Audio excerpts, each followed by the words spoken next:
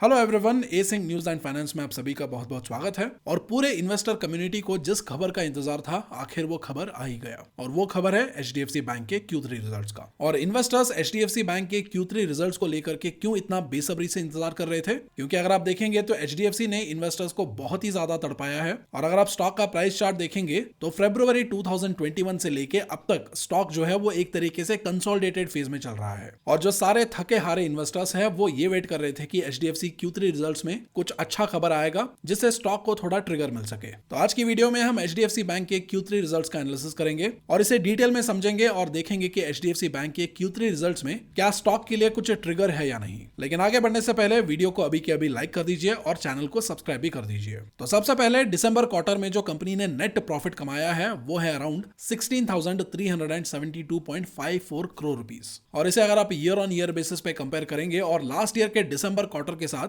इसे कंपेयर करेंगे तो 34% का ग्रोथ हुआ है, जो कि बहुत ही बढ़िया है। और जो भी एनालिस्ट ने एचडीएफसी बैंक से जो नेट प्रॉफिट ग्रोथ का एक्सपेक्टेशन किया था, ये उस एक्सपेक्टेशन को एक्सीड करता है। यानी एनालिस्ट ने जितना प्रॉफिट एक्सपेक्ट किया था ये उससे कहीं ज्यादा है, जो कि फिर से अच्छी बात है। और अभी नेट प्रॉफिट के बाद बात करते हैं बैंकिंग स्टॉक्स और बैंकिंग कंपनी के एक बहुत ही इंपॉर्टेंट पैरामीटर के बारे में, जो कि है नेट इंटरेस्ट इनकम या एनआईआई। और ये नेट इंटरेस्ट इनकम क्या होता है? बैंक का बिजनेस क्या है? पैसा कम इंटरेस्ट पे लो और ज्यादा इंटरेस्ट पे दो। तो ये है बैंक का कोर बिजनेस। और अभी बैंक जो इंटरेस्ट पे कर रहा है और जो बैंक को इंटरेस्ट मिल रहा है उसका डिफरेंस होता है नेट इंटरेस्ट इनकम। आप यूं मान लीजिए जो नेट इंटरेस्ट इनकम होता है वो बैंकिंग बिजनेस का जो कोर इनकम होता है उसे रिप्रेजेंट करता है। और इस कोर इनकम में ईयर ऑन ईयर बेसिस पे इस साल 24% का ग्रोथ हुआ है। और इस साल के दिसंबर क्वार्टर में कंपनी ने अराउंड 28,471.34 करोड़ रुपीस का नेट इंटरेस्ट इनकम कमाया है। लेकिन ये जो नेट इंटरेस्ट इनकम है ये एनालिस्ट के एक्सपेक्टेशन से थोड़ा कम है, क्योंकि एनालिस्ट ने अराउंड 29,067 करोड़ रुपीस का नेट इंटरेस्ट इनकम एक्सपेक्ट किया था। तो यहां पर कंपनी एनालिस्ट के एक्सपेक्टेशंस को मीट नहीं कर पाया है। और वही अगर आप सीक्वेंशियली यानी क्वार्टर ऑन क्वार्टर बेसिस पे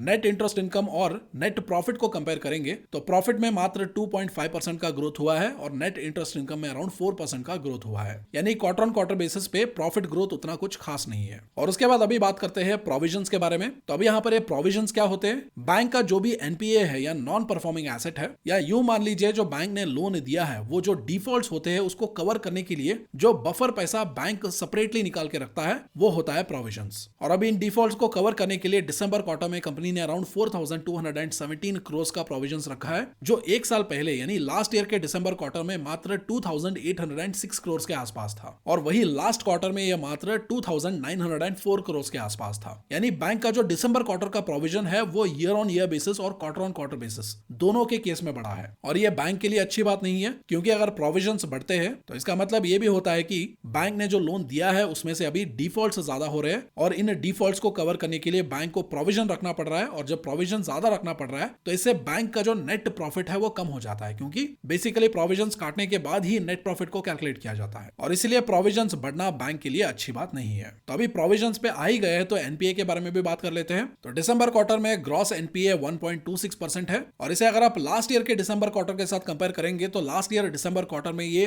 ग्रॉस नॉन परफॉर्मिंग एसेट या जीएनपीए 1.23% था। यानी अभी ईयर ऑन ईयर बेसिस पे ये ग्रॉस एनपीए बढ़ा है, which is actually not good for the bank. और वही अगर आप नेट नॉन परफॉर्मिंग एसेट का रेशियो देखेंगे तो वो दिसंबर क्वार्टर में 0.31% था और लास्ट ईयर सेम क्वार्टर में वो 0.33% था। और वही लास्ट क्वार्टर में वो 0.35% था। यानी लास्ट ईयर दिसंबर क्वार्टर और लास्ट क्वार्टर के कंपैरिजन में नेट नॉन परफॉर्मिंग एसेट जो है वो इंप्रूव हुआ है, which is good for the bank. और उसके बाद अगर आप अदर इनकम के बारे में बात करेंगे, अदर इनकम यानी बैंक जो प्रोसेसिंग फीस चार्ज करता है या लोन प्रोसेस करते टाइम आपसे जो एक्स्ट्रा पैसा वगैरह लेता है वो सब अदर इनकम में आते हैं। और इस क्वार्टर में अदर इनकम 11,137 करोड़ के आसपास था और वही लास्ट ईयर के सेम क्वार्टर में अराउंड 8,500 करोड़ के आसपास था। यानी बैंक का जो अदर इनकम है वो बड़ा है, which is actually good for the bank. और उसके बाद नेक्स्ट अगर आप टोटल डिपॉजिट ग्रोथ के बारे में बात करेंगे, यानी बैंक में जो लोग पैसा डिपॉजिट कर रहे हैं वो ईयर ऑन ईयर बेसिस पे 28% बढ़ा है। और इस साल के दिसंबर क्वार्टर तक बैंक के पास 22.14 लाख करोड़ रुपीस के डिपॉजिट्स है। और बैंक के पास जो करंट अकाउंट और सेविंग्स अकाउंट के रूप में जो पैसा आते थे या डिपॉजिट्स आते थे उसमें लास्ट क्वार्टर में 9.5% का ग्रोथ हुआ है। और वही जो टाइम डिपॉजिट्स है यानी यूं मान लीजिए जो फिक्स डिपॉजिट्स है उसमें 42% का इंक्रीमेंट हुआ है। और अभी फिक्स्ड डिपॉजिट में इतना बढ़िया ग्रोथ होगा भी क्यों नहीं, क्योंकि अभी अगर आप देखेंगे तो बैंक का जो फिक्स्ड डिपॉजिट इंटरेस्ट है वो अभी बहुत ज्यादा है और इसीलिए लोग फिक्स्ड डिपॉजिट में पैसा रखने के लिए इंटरेस्टेड भी है। और वही जो ग्रॉस एडवांसेस है